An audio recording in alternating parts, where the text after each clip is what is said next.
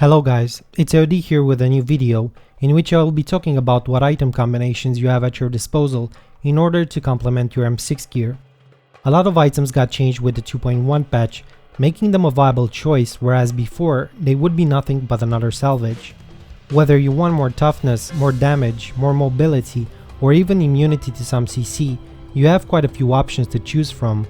I've been receiving quite a lot of questions regarding this subject in the comment section, so decided to make a video that will hopefully clarify this for most of you guys. First of all, to get the obvious out of the way, you will need the Marauder 6 set in combination with Tasker and Theo. If you want more information about the stats that you'll want on those Mara pieces, you can click the annotation to go to an older video of mine to see them. If you were unlucky in acquiring a pair of Tasker and Theo, then I will also show you towards the end of the video what else you could use instead. You can click any of the annotations on screen to go to the specific item slot you're interested in seeing, be it amulets, belts, bracers, weapons, or non-TNT setups. Starting off with the amulets, I will be mentioning the items in the order I consider most relevant, from highest to lowest, so depending on which combination you have at your disposal, feel free to choose as you see fit. Also, as a main rule on amulets, you'll want dexterity, crit damage, crit chance, a socket for the legendary gem as far as optimal performance goes. Second best would be elemental damage, crit chance, and a socket. The Hellfire amulet with any of the good DPS passives such as Call of the Weak, Steady Aim, Ballistics, Custom Engineering, or even Single Out, or if you got a defensive one, Awareness instead. Preferably you'll want one with the DPS passive, so when not in Greater Rifts you can run 5 DPS passives in total. This would also be quite amazing for the Trial Rift, allowing you to obtain even higher level keys. Then we have the Julius Cameo. Considering the main issue in higher Greater Rift levels is getting one shot by Jailer, this is quite an amazing amulet. You'll be missing out on the extra damage from your Hellfire one, that is if you manage to craft a good one, but again depending on the type of rift you'll be getting, it can make the difference between many corpse runs and none. Personally, I'd only use one if it rolled the perfect stats I mentioned earlier though. For more toughness, elite damage, and less damage taken from elites, you have the Blackthorn set, and by that I mean the amulet and the belt. Assuming you're using Ring of Royal Grandeur in combination with Unity if solo, or Stone of Jordan if in a party, this 3 set can be quite amazing. It will offer you 250 Vite, 10% damage against elites, as well as 10% less damage taken from elites. The belt will also give you a lot of toughness by itself, since you can have dexterity, vitality, or resist and life percent on it. Of course, unless you'll be using both items and Ring of Royal Grandeur to get the bonuses, it will only be a decent amulet and nothing more. Next, I'd put any of the other immunity amulets. Most of that type of damage can be manually avoided, unlike Arcane because of Jailer, so I don't consider them to be that important. Moving on to the bracers then, we have different options depending on what you want most. Toughness, damage, or maybe reaching that next breakpoint, as well as utility and mobility. Slave bonds are pretty much the best for max toughness, elemental damage, dexterity, vitality, or resist and crit chance. They roll with movement speed by default, so all the other stats must be perfect if you want to have a really good pair. Krell's buff bracers, it's currently only a season item, but will start dropping in non-season as well once the first season ends in a couple of months. Really good since they make you immune to stun, knockback, and vortex as well. And how many times have you died in Greater Rifts because of a random vortex into some other nasty affixes you couldn't avoid or outrange? Lacunis are pretty much the best option if you want to reach that next breakpoint and miss the attack speed to do it. You can have elemental damage, dexterity, vitality, increased attack speed, and crit chance after rerolling at the Mystic. The Warzekian bracers are a really good option if you want short bursts of movement speed between packs of mobs. Just use that multi-shot once, break some objects, and keep running. Steady strikers are pretty much glass cannon, having only 4 primaries rollable, elemental damage, dexterity, increased attack speed, and crit chance, but can also be an option if you want to reach that next breakpoint and didn't find a good pair of Lacunis. Moving on to the belts then. On any of the non-DPS belts, you'll want dexterity, vitality, or resist and percent life.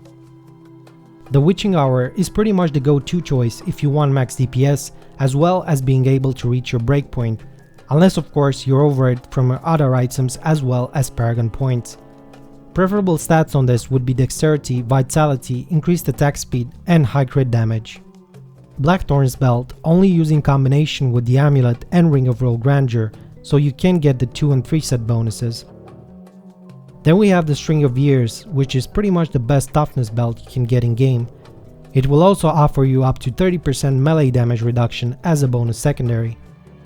Harrington's is still a decent choice if you have nothing else at your disposal and can actually boost your Greater Rift progress by a lot, depending on the areas you'll be getting and whether they have clickable objects or not.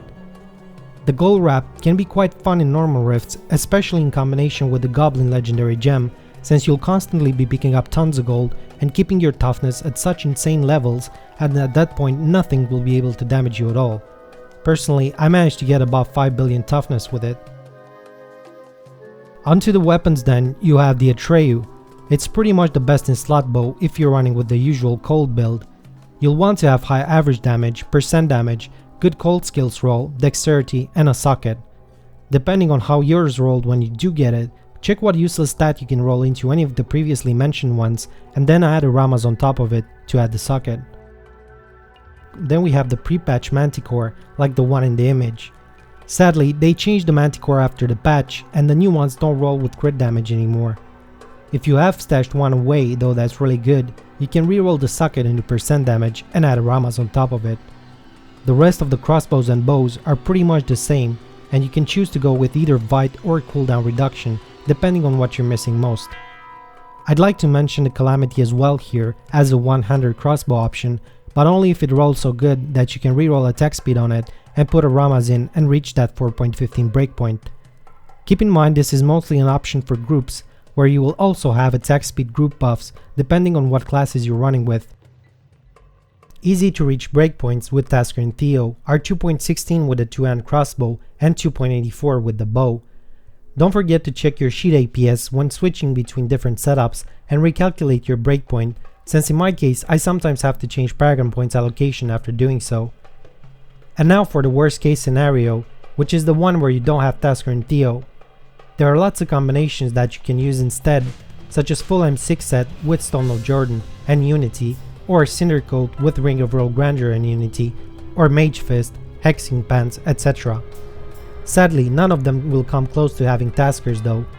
The main problem will be the breakpoints and the build you'll be running.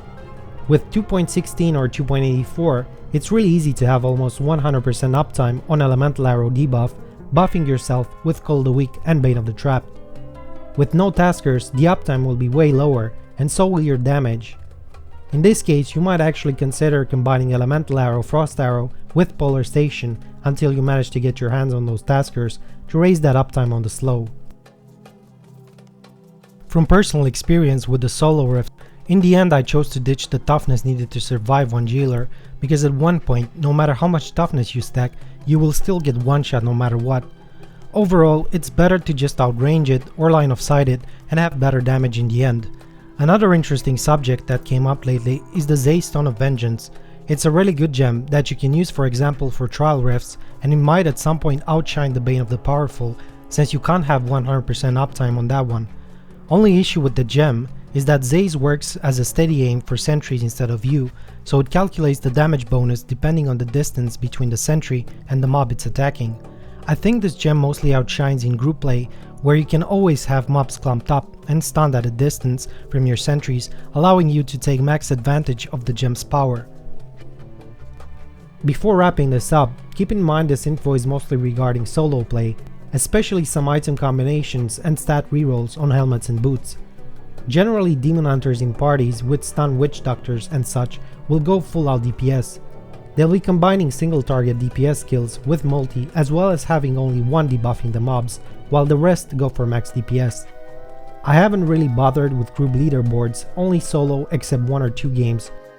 Anyways, that's about it guys, thanks for watching and I'll see you next time.